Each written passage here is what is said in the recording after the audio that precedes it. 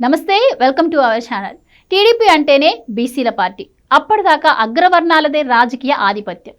ఏ పార్టీలో చూసినా ఇదే పైత్యం కనిపించేది. అయితే స్వర్గీయ నందమూరి తారక రామారావు ఎప్పుడైతే టీడీపీని స్థాపించారో అప్పటి నుంచి పరిస్థితి పూర్తిగా మారిపోయింది. అప్పటిదాకా రాజకీయాలకు ఆమడ దూరంలో నిలిచిన అణగారిన వర్గాలుగా నిలిచిన వారికి పిలిచి మరీ ఎన్టీఆర్ అవకాశాలు ఇచ్చారు. ఫలితంగా జనాభాలో అత్యధిక శాతం ఉన్న బీసీలలో రాజకీయాల్లోనూ మెజారిటీ అవకాశాలను దక్కించుకోవడం మొదలైంది. ఎన్టీఆర్ పుణ్యమాని సీట్లతో పాటు పదవులు కూడా బీసీలకు దండిగానే దక్కాయి. ఫలితంగా టీడీపీ బీసీల పక్షపాతిగా పేరు గడించింది. కాలక్రమేణా టీడీపీ బీసీల పార్టీగా మారిపోయింది. ఎన్టీఆర్ అల్లుడైన చంద్రబాబు నాయుడు నేతృత్వంలోని టీడీపీలో ఇప్పుడు బీసీలదే రాజ్యం. ఎన్టీఆర్ వేసిన బీసీల ఉద్ధరణ దిశగా వేసిన అడుగులను చంద్రబాబు మరింతగా విస్తరించారు. పార్టీలోనే కాకుండా పాలనలోనూ ఆయన ఇప్పుడు బీసీలకు అగ్రతాంబూలం ఇస్తున్నారు. రాష్ట్రంలో కీలక పోస్టులన్నీ ఇప్పుడు బీసీ సామాజిక వర్గానికి చెందిన అధికారుల చేతుల్లో ఉండడమే ఇందుకు నిదర్శనం. ఏపీ ప్రభుత్వ నూతన ప్రధాన కార్యదర్శిగా సీనియర్ ఐఏఎస్ అధికారి అయిన విజయానంద్ను నియమిస్తూ చంద్రబాబు కీలక నిర్ణయం తీసుకున్నారు.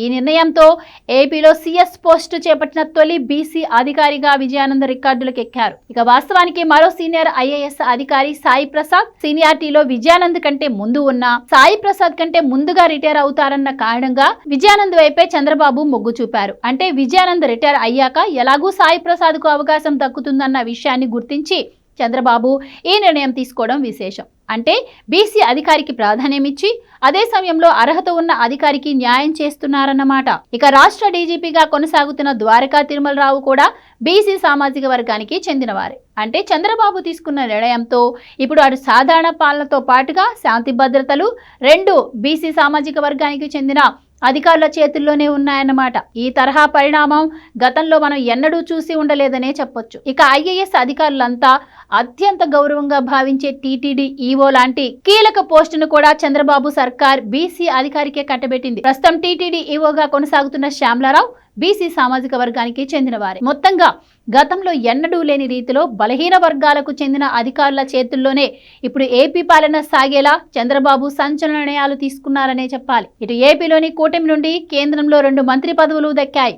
ఒక మంత్రి పదవిని బీసీ సామాజిక వర్గానికి చెందిన రామ్మోహన్ నాయుడుకు కట్టబెట్టారు టీడీపీ అధినేత చంద్రబాబు. చాలా కాలం తర్వాత ఏపీ నుండి బీసీ సామాజిక వర్గానికి చెందిన యువనేతకు కేబినెట్ హోదా పదవి దక్కడం విశేషం. ఇక ఏపీ టీడీపీ అధ్యక్ష పదవిని సైతం వెనుకబడిన వర్గాల వారికే ఇచ్చారు చంద్రబాబు. ఎంతో మంది సీనియర్ నేతలు ఉన్నా ఉత్తరాంధ్రకు చెందిన పల్లా శ్రీనివాస్ యాదవ్కు టీడీపీ అధ్యక్ష పదవిని అప్పగించారు. అదే గత వైసీపీ పాలన చూస్తే జగన్ సీఎంగా పదవి ప్రమాణం చేసిన వెంటనే మొదటి పని తన వద్ద సీఎం కార్యదర్శిగా ఉన్న తన సామాజిక వర్గానికి చెందిన మరో ఐఏఎస్ అధికారి కేఎస్ జవహర్ రెడ్డిని టీటీడీ ఈవోగా బదిలీ చేసి ఆ తర్వాత ఆ రెడ్డి గారిని తిరిగి ప్రభుత్వ ప్రధాన కార్యదర్శిగా నియమించుకున్నారు. రాష్ట్ర ప్రభుత్వంలోని దాదాపుగా అన్ని కీలక శాఖల్లో జగన్ ఇదే బాటను అవలంబించారు. ఇక పోలీస్ శాఖలో తన సామాజిక వర్గానికి చెందిన అధికారులకు జగన్ కీలక పోస్టింగ్లు ఇచ్చారు. ఆపై తాను అనుకున్న రీతిలోనే వారితో తనకు అనుకూలంగా దోపిడీ రాజ్యాన్ని నడిపారు. ఇక తన రాజకీయ ప్రత్యర్థులను వేధింపులకు గురి చేయడానికి మాత్రం జగన్ దళిత బలహీన వర్గాలకు చెందిన అధికారులను వాడుకొని ఐపీఎస్ సంజయ్, పివి సునీల్ కుమార్ లాంటి వారిని బలిపీఠం ఎక్కించారు. ఇక టీడీపీలో పార్టీ పదవుల విషయానికి వస్తే తెలుగు నేల 2 రాష్ట్రాలుగా విడిపోయిన తర్వాత అటు తెలంగాణతో పాటు ఇటు ఏపీ రాష్ట్ర అధ్యక్షులుగా బలహీన వర్గాలకు చెందిన నేతలకే అవకాశం ఇచ్చారు బాబు. మొన్నటిదాకా బీసీ నేత కింజరపు అచ్చెన్నాయుడు ఏపీ అధ్యక్షుడిగా కొనసాగగా మొన్నటి ఎన్నికల తర్వాత అదే వర్గానికి చెందిన పల్లా శ్రీనివాస్కు అవకాశం ఇచ్చారు. ఇక అసెంబ్లీ స్పీకర్ వంటి కీలక పదవిని కూడా బీసీ వర్గానికి చెందిన పార్టీ సీనియర్ నేత చింతకాయల అయ్యన్న పాదుడికి ఇచ్చిన చంద్రబాబు బీసీలకు తాను ఎంత ప్రాధాన్యత ఇస్తున్నానన్న విషయాన్ని తన చేతల ద్వారానే తెలియజెప్పారు.